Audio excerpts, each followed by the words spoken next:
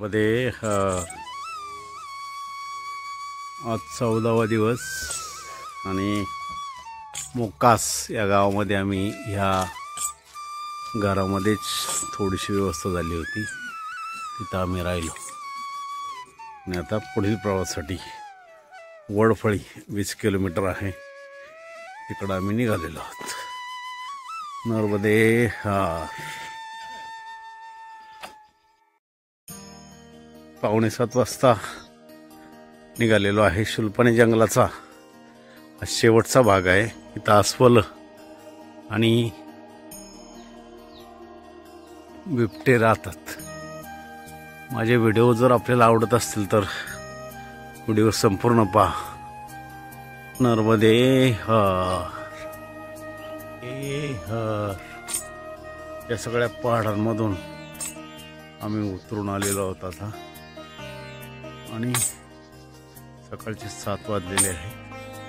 आज हे सगळे पहाड संपतील आणि मी समतल प्रदेशामध्ये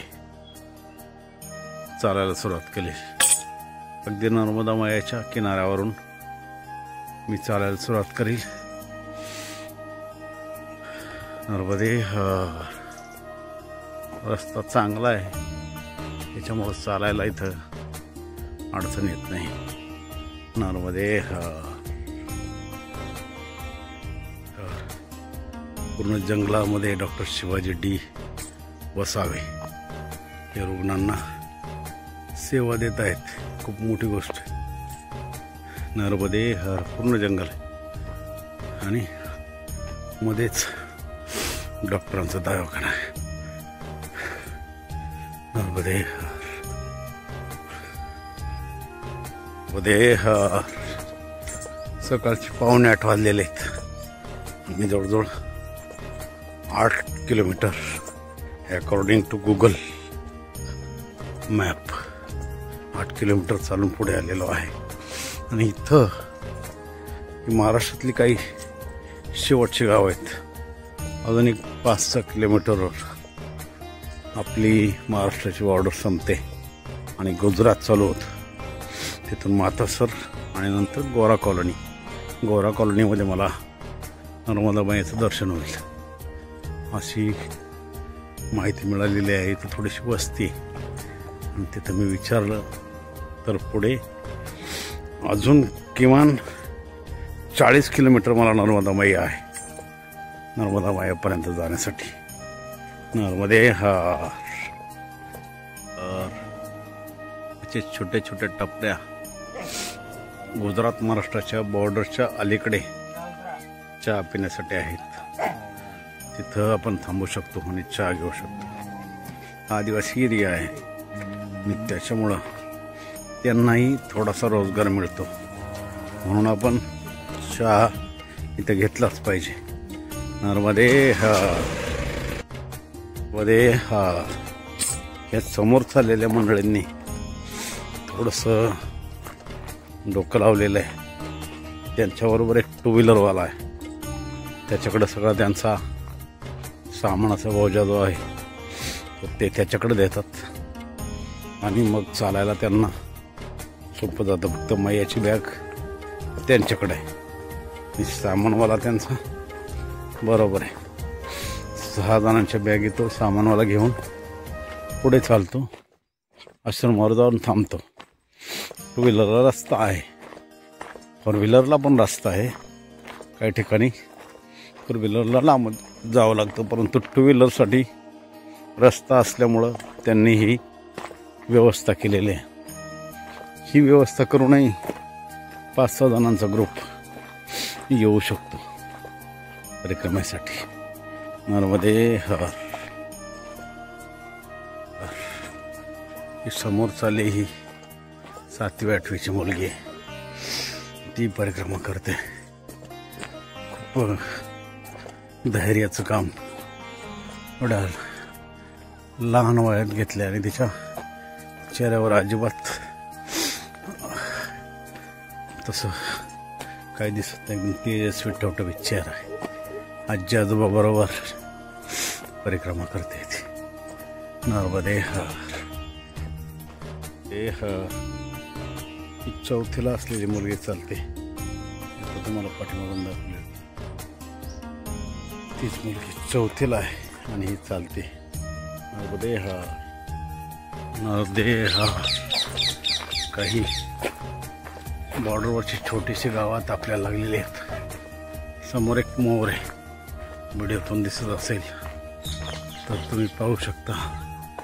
हे पाळलेले मोर असतात. मी जास्तीत जास्त जवळून त्याचा व्हिडिओ देण्याचा प्रयत्न करू शकतो, दौडाला तर इलाज नाही. परंतु हा दिसतोय तुम्हाला, हा मोर पाळलेला असेल. माणूस जवळ गेला तरी तो काही करत नाही. नर्मदे हर, नर्मदे हर, नर्मदे हर, नर्मदे हर, नर्मदे हर, नर्मदे हर. खूप जवळून तुम्हाला शूटिंग करायला देतो. नर्मदे हर, नर्मदे हर. थोडंसं चढून आल्यानंतर इथे एक अशी चहाची व्यवस्था भेटली. इथं खूप मस्त भजन लावलेलं आहे आणि थांबण्याची चांगली सोय केलेली. वडफळी गावाच्या अलीकडं मी काही परिक्रमावासी पण माझा व्हिडिओ पाहत असतील तर त्यांच्या माहिती करता सांगतो. वडफळीच्या पाठीमागं 1-2 ठिकाणी तुम्हाला चहाची व्यवस्था आहे. परंतु पिंपळखुटा गावातून निघाल्यानंतर पुढे तुम्हाला 8-10 किलोमीटर चालल्याशिवाय आश्रम नाही आणि तोही एक गृहस्थ आश्रम आहे. इथं आपल्याला खिचडीची व्यवस्था होऊ शकते. नर्मदे हर. मी आता गुजरातच्या बॉर्डरवर आहे.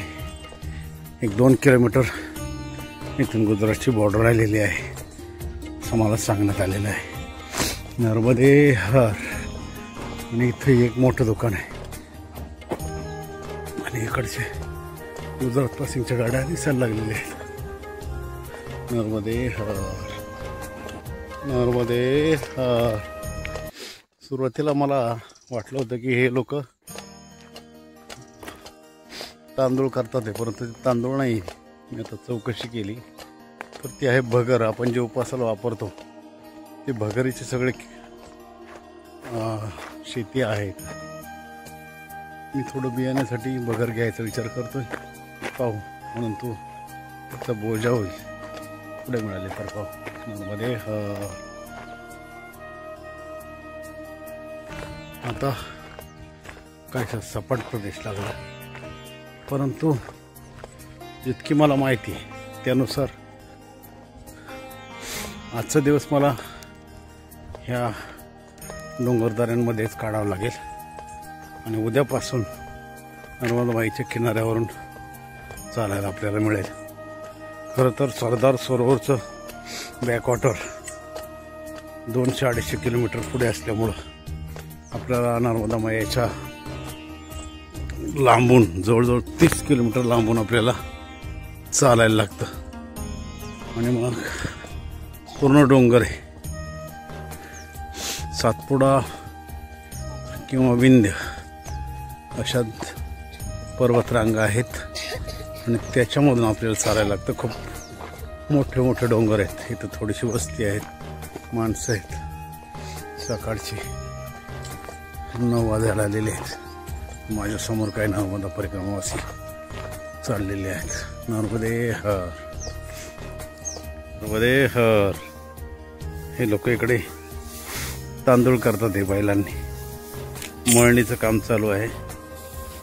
इथून शोध चले का ना, त्यांना विचारून घेतलं.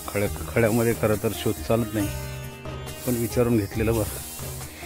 हे तांदूळ करण्याचं काम चालू आहे. बैलाने मळणीचं काम चालू आहे. मळणीचं यंत्र येतं ना, यंत्र येतं ना, याचं यंत्र नाही करत. नर्मदे हर, नर्मदे हर, नर्मदे हर. पूर्ण डोंगरा रांगा उतरल्यानंतर मी एका सपाट प्रदेशामध्ये आलेलो आहे, जिथं आपल्याला मका, गहू अशी पिकं पाहायला मिळालेली आहेत आणि पूर्ण सपाट एरिया लागलेला आहे। मक्याचं पीक मोठ्या प्रमाणावर आहे, मोठ्या प्रमाणात मका घेतली जाते आणि सौर ऊर्जेचे पंप बसवलेले दिसतात आणि पूर्ण सपाट एरिया आहे।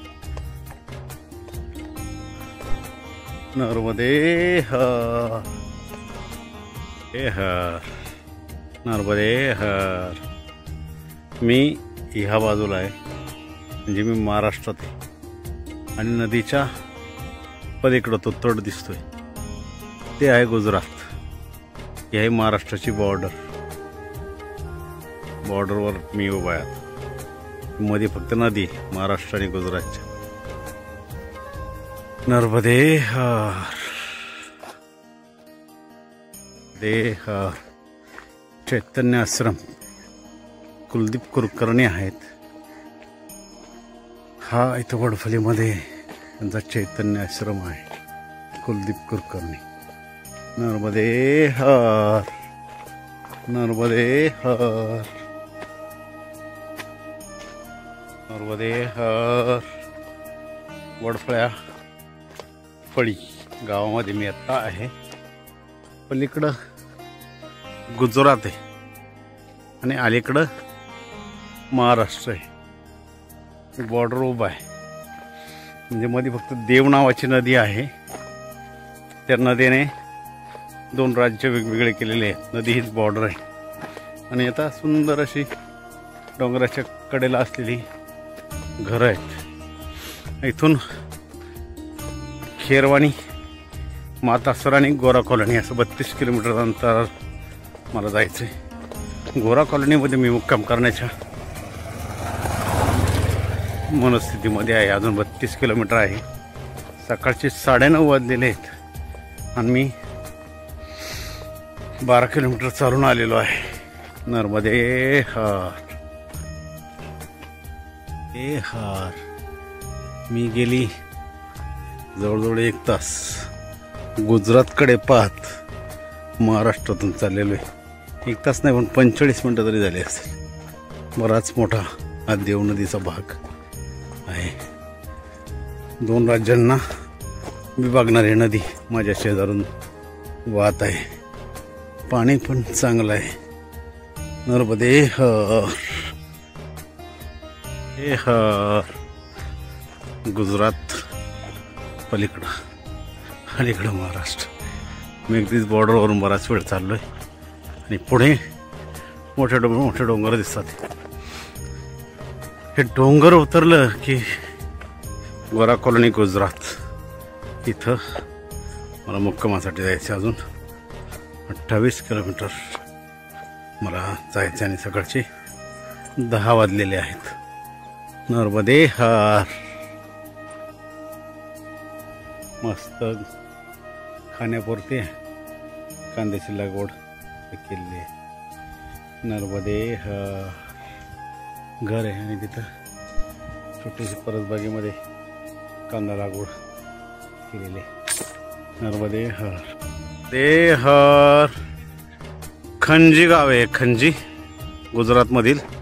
इथं उद्या दादा गुरु येणार आहेत, त्यासाठी सगळी व्यवस्था करण्यात आलेली आहे।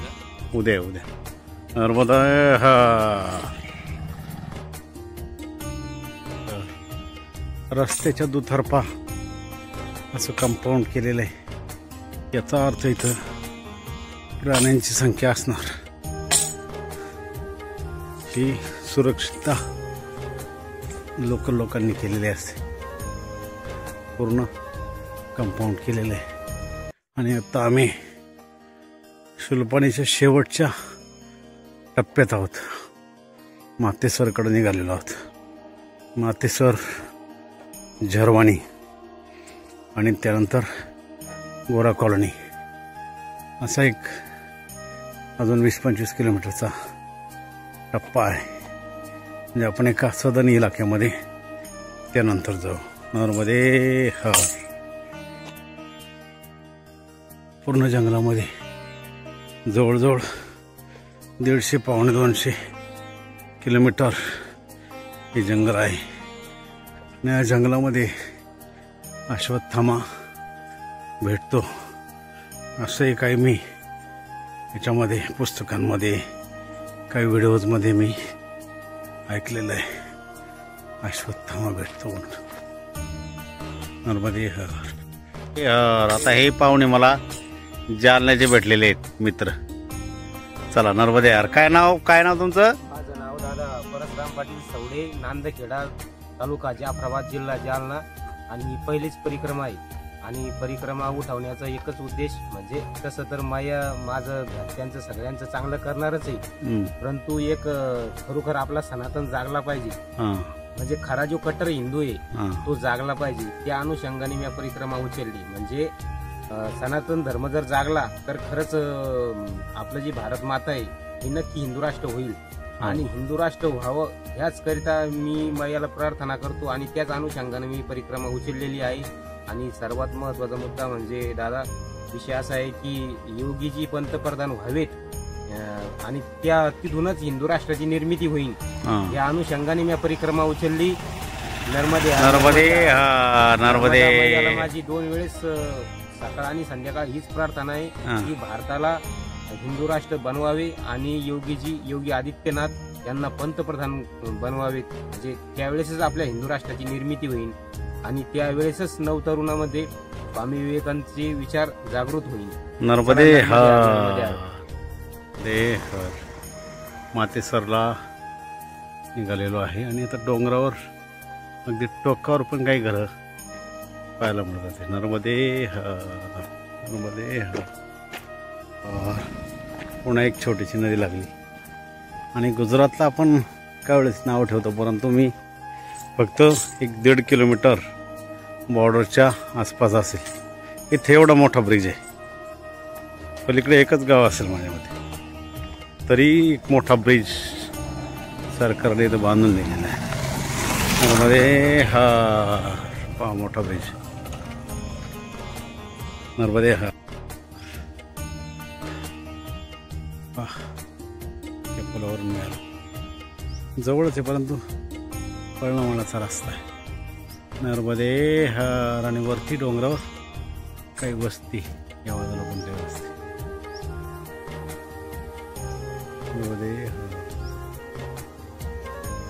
नर्मदे हर.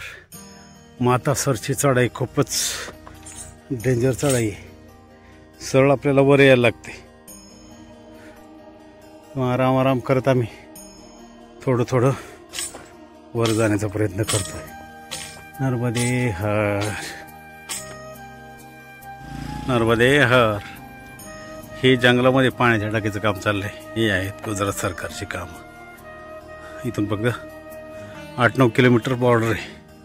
एवढी मोठी टाकीचं काम चाललंय इथं. नर्मदे हर. नर्मदे हर. पुढे अजून काही डोंगर दिसतात. ते उतरून आपल्याला ज्या ठिकाणी मुक्काम आहे त्या ठिकाणी जायचं आहे. आपण ठरवले गोरा कॉलनी किंवा मातेसर. खूप मोठी चढण होती त्यामुळे व्हिडिओ मी काढला नाही. खूप दम लागला होता. ह्या चढणीचा मी व्हिडिओ काढला नाही. मागे बऱ्याच वेळा व्हिडिओ नाही काढला कारण खूप चढायला हार्ड होतं मातेसरचा चढ. त्यामुळे व्हिडिओ नाही काढली. नर्मदे हर. नर्मदे हर. मला वरतून वाटलं होतं हा आश्रम असेल कारण इथं हे झेंडे लावलेले आहेत. आणि जवळून पाहिलं तर इथं काहीच नाही. नर्मदे हर. 11:30 वाजलेत. मी जवळजवळ 25 किलोमीटर चाललो आहे. आणि आता अशी परिस्थिती इथं पाहायला मिळते. नर्मदे हर. नर्मदे हर. नर्मदे हर.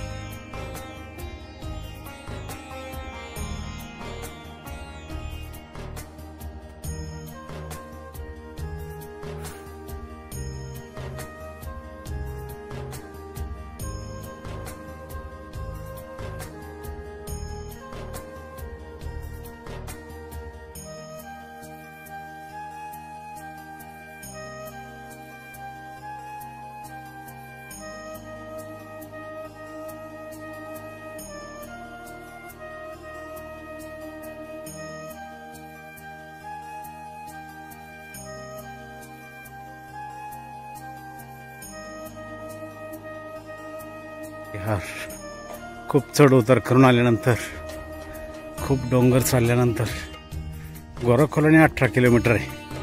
मी सकाळी बोललो होतो की तुम्हाला मी मुक्कामाला गोरा कॉलनीमध्ये जाईल, तर इथं गोरा कॉलनी मी 18 किलोमीटर लिहिलं आहे. आणि अजून आता जवळजवळ 1:30 वाजलेत, अजून भोजन प्रसादी मिळालेली नाही.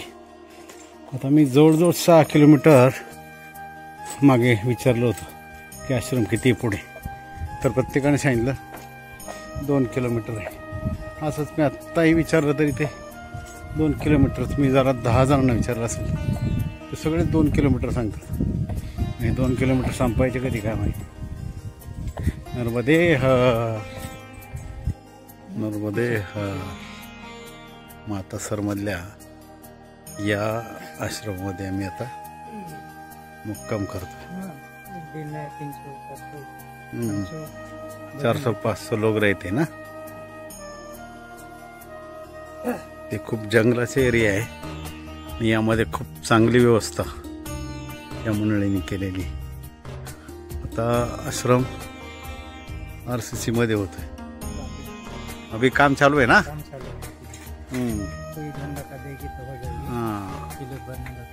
हाँ स्लैब भरना बाकी. अच्छा है. फिलहाल यही है जो आप देख रहे हैं. हा आश्रम आहे मातासरीतला. इथं खरं तर 20 किलोमीटर आश्रम नाही आणि हा एकमेव आश्रम आहे. आम्ही आलो त्यावेळेस जवळजवळ 150-200 लोक जेवत होती. म्हणजे ह्या आश्रमाला दान देणे खूप गरजेचं आहे. तर मी त्याचे नंबर तुम्हाला देईल. खूप चांगल्या लोकेशनवर नित्यानंद आश्रम म्हणून आहे. हे खूप चांगलं लोकेशन आहे आणि जवळजवळ 20 किलोमीटरच्या आसपास आपल्याला आश्रम मिळत नाही. हा आश्रम आहे. आपण इथं गुगलवर सर्च करूनही नित्यानंद आश्रमाचे फोटो मिळतात. तुम्ही इथं नक्की दान द्या अशी आपल्या सर्वांना विनंती. खूप छान सोय केलेली. शेण मातीने सारवलेलं आणि हाताने पेंटिंग केलेलं असं एक छोटंसं घर आहे आणि त्याच्यामध्येच हे परिक्रमावासींना 200-300 परिक्रमावासींना कधी कधी 500 परिक्रमावासींना जेवण झोपायला देतात. खूप छान लोकेशन आहे. इकडंही त्यांनी झोपण्यासाठी जागा ठेवलेली आहे आणि मध्ये एक शेड मारून त्याच्यामध्ये